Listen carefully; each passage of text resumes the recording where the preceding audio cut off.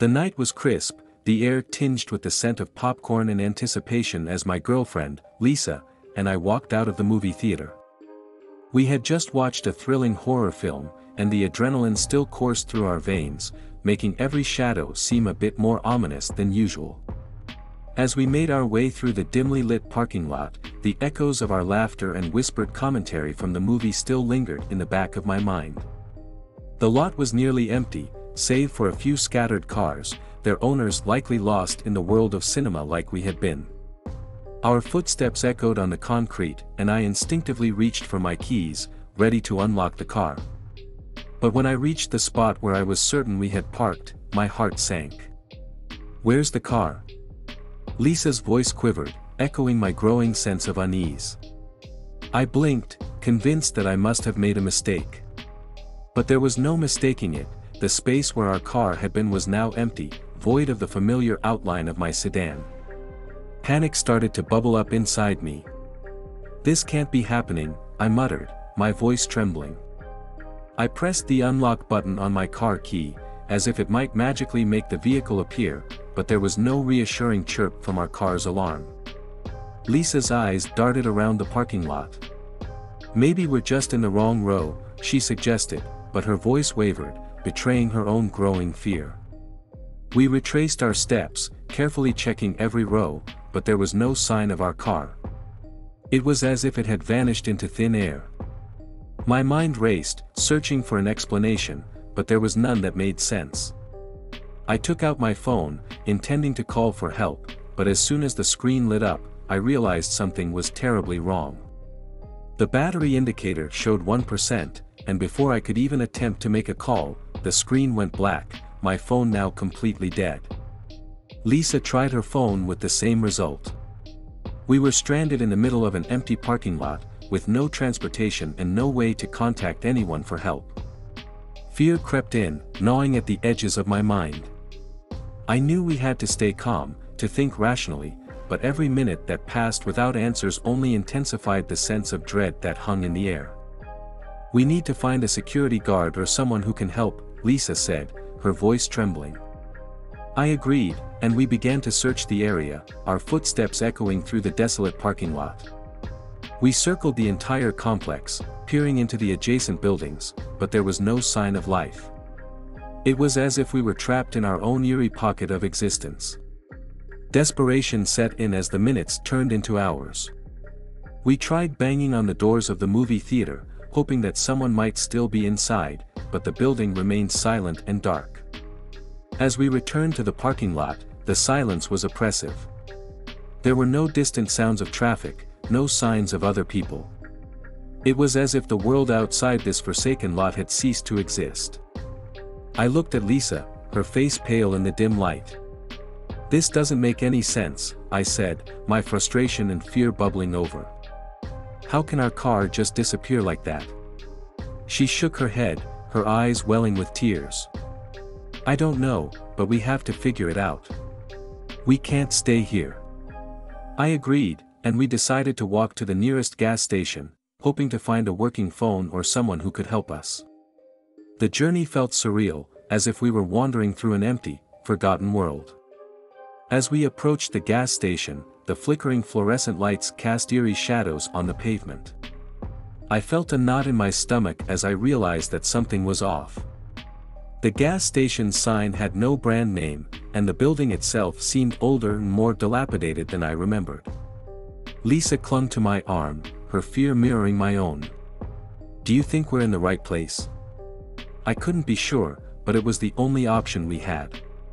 We stepped inside the gas station, and a bell above the door chimed, announcing our presence. The store was dimly lit, the shelves sparsely stocked with dusty, outdated items. I approached the counter, where a cash register sat half open, its contents scattered haphazardly. A half-written note lay next to it, as if someone had abandoned their duties in haste. I scanned the room, but there was no sign of an attendant. "Hello?" I called out, my voice echoing through the empty store. "Is anyone here?" There was no response, only the low hum of the flickering lights overhead.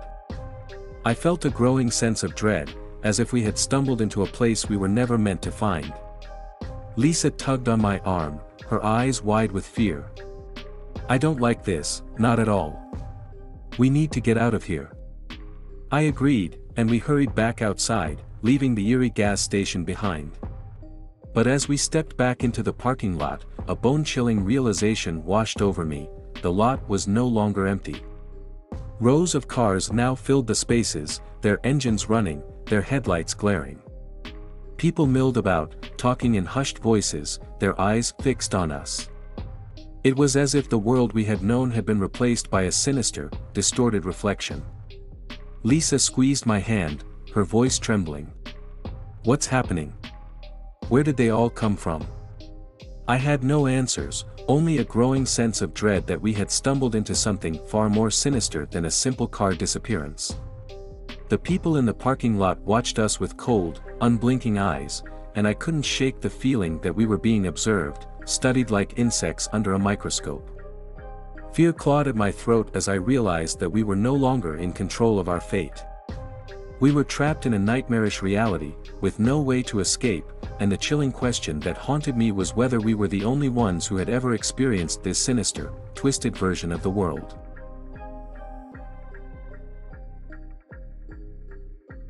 The day had been like any other, a monotonous blur of office meetings and endless emails. By the time I left work, the sun had long since dipped below the horizon, and the parking garage was shrouded in shadows.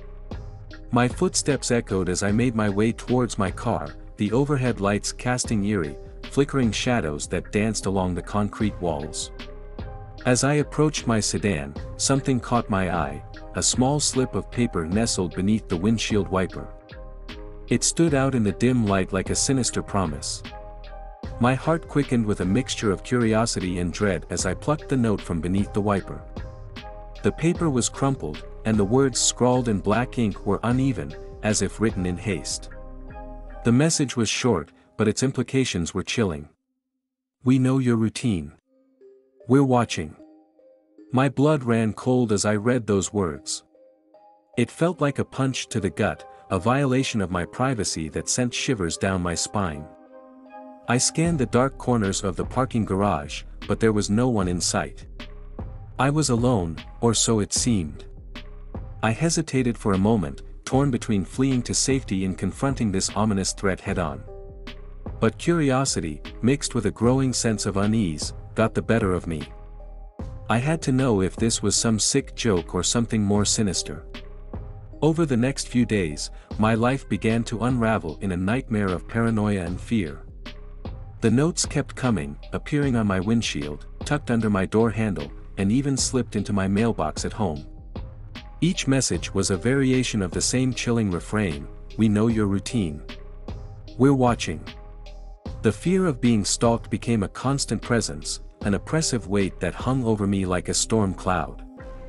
I became hyper-aware of my surroundings, scanning the faces of strangers on my daily commute, wondering if any of them were the ones responsible for these tormenting messages. My apartment, once a haven of comfort, now felt like a fortress of insecurity. Every creak of the floorboards, every rustling of the curtains in the wind, sent my heart racing. I installed extra locks on the doors and windows, but it did little to ease my growing sense of vulnerability. I confided in a few friends about the situation, hoping they could offer some solace or advice. Their reactions ranged from concern to disbelief, but none of them could provide any concrete answers. They encouraged me to contact the police, but without evidence of a crime, there was little they could do. I did take their advice to heart and began documenting each note meticulously, noting the date, time, and location of each discovery. It felt like an exercise in futility, but it was the only shred of control I had left. The notes continued to arrive, each one more menacing than the last. One of them contained a chilling detail: my daily route to work, described in unnerving detail. It was as if the stalker had been shadowing me, learning my movements, and documenting my every action. Sleep became an elusive commodity, my nights fraught with restless anxiety. I would lie awake, listening to the muffled sounds of the city outside, wondering if the person responsible was lurking in the darkness, watching my every toss and turn. Days turned into weeks, and the relentless torment showed no signs of abating. My friends, increasingly concerned for my safety, offered to take turns staying with me at my apartment, but I couldn't bear to involve them any further in this nightmare. One evening, as I returned home from work, my heart sank when I saw another note pinned to my front door. The message was simple but sent chills down my spine: "We're closer than you think." I knew I couldn't continue to live like this, constantly looking over my shoulder, wondering if each stranger I passed was my tormentor. The sense of helplessness had become suffocating, and I needed to take matters into my own hands.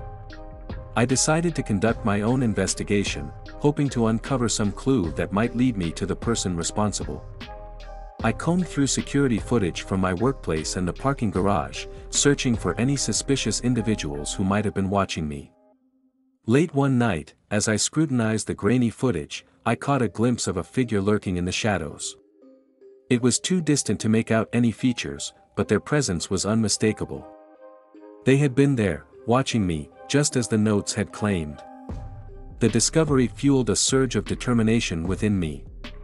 I began to frequent the parking garage at odd hours, hoping to catch a glimpse of this mysterious stalker. I set up a hidden camera in my apartment, pointed at the front door, and recorded everything, no matter how mundane, in the hopes of capturing any evidence of their intrusion. My obsession with uncovering the truth took a toll on my physical and mental well-being. Dark circles formed beneath my eyes, and my once steady nerves were now frayed. I became a shadow of my former self, consumed by fear and paranoia. One night, as I reviewed the footage from my hidden camera, I saw something that sent my heart pounding. The door to my apartment slowly creaked open, revealing nothing but darkness beyond. There was no one visible, but the implications were clear: someone had gained access to my home. With a surge of adrenaline, I rushed back to my apartment, heart hammering in my chest. Every instinct told me to flee, to call the police, but I couldn't let this person escape. I had to confront them, to unmask the face behind the torment. As I entered my apartment, the sense of dread hung in the air like a thick fog. I crept through the dimly lit rooms, my pulse quickening with each step. In the hallway, I saw it, an open window, curtains billowing in the night breeze. I knew they couldn't have gone far, not in the few moments since I discovered the intrusion. I ventured outside, scanning the darkness for any sign of movement. And then, in the dim glow of a nearby street lamp, I saw a figure, a silhouette cloaked in darkness, watching me from the shadows. My heart raced as I approached, and the figure began to back away, retreating into the night. I chased after them, fueled by a mixture of fear and anger. I couldn't let them slip away, not now. We ran through the winding streets, their footsteps echoing in the eerie silence of the night. I couldn't see their face, but I could sense their desperation, their determination to evade capture. Finally, after what felt like an eternity, the figure stumbled, and I closed the gap between us. With a surge of adrenaline, I tackled them to the ground, pinning them beneath me. With a surge of adrenaline, I lunged forward, my arms outstretched, and tackled the mysterious figure to the unforgiving ground. We crashed down together, a tangle of limbs and desperation, my body pressing down on theirs, rendering them immobile. As I regained my composure, I took a moment to catch my breath. My pulse raced, and a cold sweat clung to my skin, but I had the upper hand. My eyes were fixed on the person beneath me, their face still hidden by the hood of their jacket. With a sense of grim determination, I reached out and slowly pushed the hood back, revealing a face I had never seen before. The stranger's eyes, wide with terror, met mine in a moment of stark recognition. A stranger, their eyes wide with terror. The stranger's breaths came in rapid, shallow gasps, and their eyes darted around, as if searching for an escape from the predicament they had found themselves in. Who was this person? What had driven them to this unsettling encounter? The dim light of the nearby street lamp cast eerie shadows on their features, making their expression all the more enigmatic. As the distant sounds of approaching sirens grew louder. For a moment, we locked eyes, two individuals whose lives had become inexorably entwined in this nightmarish game of cat and mouse. And then, with the arrival of the police, it was over. The stranger was taken into custody, their motives and identity still a mystery to me.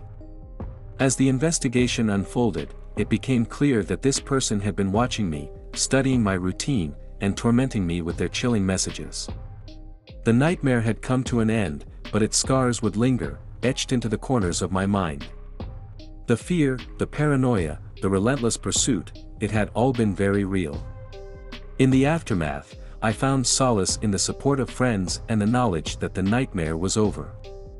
I had faced my stalker, and together with the authorities, we had brought an end to their reign of terror.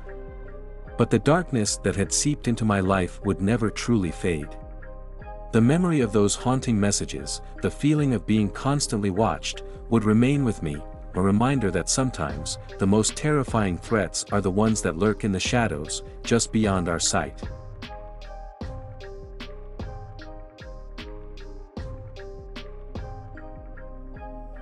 Parking lot stretched before me, an expanse of cracked asphalt and flickering streetlights. It was well past midnight, and the grocery store's closing time had long since come and gone. I had lingered in the aisles, engrossed in my shopping list and oblivious to the passage of time. Now, I stood alone in the vast emptiness, the last person left in this desolate sea of parked cars. My footsteps echoed as I approached my vehicle, a small sedan tucked away at the far end of the lot.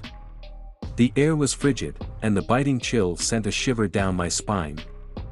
I fumbled with my keys, my breath forming ghostly plumes in the cold night air. As I neared my car, I noticed something out of the corner of my eye, a shadowy figure, lurking in the periphery of my vision. Panic tightened its grip on my chest as I turned to face this unexpected intruder. The figure stood a short distance away, bathed in the eerie glow of a nearby streetlight. Their presence was disconcerting, a silhouette in the stillness of the night. They made no move, no sound, and their intent remained a mystery shrouded in darkness. My heart pounded in my chest as I hesitated, my hand still on the car door handle. Who could this person be, and why were they standing here, in the desolation of the parking lot, at this ungodly hour? I decided to take a step back, putting some distance between us. It was important not to appear threatening, I didn't want to provoke a confrontation. I forced myself to breathe slowly, to think clearly, as I tried to assess the situation. The stranger remained still, their face obscured by the hood of their jacket. They seemed to be watching me, but their intent was unclear. I couldn't just stand there, paralyzed by fear and uncertainty. I needed a plan. I couldn't afford to stand there, paralyzed by fear and uncertainty. My heart raced, each beat like a pounding drum echoing in my ears, as I desperately sought a way to handle this eerie encounter. The dimly lit parking lot felt like a trap, and I needed a plan, a way to either defuse the situation or protect myself from whatever threat this stranger might pose. With trembling hands and a voice that I struggled to keep steady, I took a cautious step closer, my senses on high alert. My mind raced, considering every possible scenario. I couldn't allow fear to control me, not now. I had to be proactive. "Who are you?" I finally managed to utter, my words quivering with a mix of anxiety and curiosity. The silence stretched on, the stranger's silence feeling like a heavy weight pressing down on my chest. My eyes remained fixed on the obscured face before me, searching for any sign, any hint of the person concealed within the hood. With trembling hands, I retrieved my phone from my pocket. The screen illuminated with a soft glow as I quickly dialed 911. I held the phone to my ear, the ringing a lifeline in this eerie silence. 911, what's your emergency? A dispatcher's voice crackled through the line. I spoke in hushed tones, my words trembling with anxiety. I'm in a grocery store parking lot, and there's someone here, just standing, watching me. I'm alone, and I don't know what to do. The dispatcher assured me that help was on the way and urged me to stay on the line. I felt a small glimmer of relief, knowing that the authorities would soon arrive. As I kept my phone pressed to my ear, my gaze remained fixed on the lurking stranger. They hadn't moved an inch, and the silence between us felt oppressive, suffocating. I wondered what they wanted, why they had chosen me as the target of their unsettling vigil. Minutes passed like hours, the dispatcher's voice a lifeline in the darkness. I watched as the distant glow of approaching headlights flickered at the edge of the parking lot. Relief washed over me as I realized the police were finally on the scene. 2 squad cars pulled up, their red and blue lights casting an eerie dance of colors across the pavement. Officers stepped out, their flashlights trained on the silent figure that had been haunting my night. "Sir, step away from the car," one of the officers called out to me. I obeyed, moving toward them as they cautiously approached the stranger. The figure remained motionless, their face still hidden beneath the hood. It was an eerie tableau, the standoff between the unknown and the authorities. As the officers closed in, they began to speak to the person, asking questions, trying to discern their intent. My heart raced as I watched, hoping for answers but fearing what they might reveal. Minutes stretched into hours as the police continued to question the stranger. Finally, they removed their hood, revealing a young woman, her eyes wide with a mixture of fear and confusion. She explained that she had been lost and disoriented, seeking help and guidance. It was a relief to know that she posed no threat, that her presence had been the result of a simple, albeit unsettling, misunderstanding. The police offered her assistance, and I finally breathed a sigh of relief. As the officers helped the young woman, one of them approached me to offer reassurance.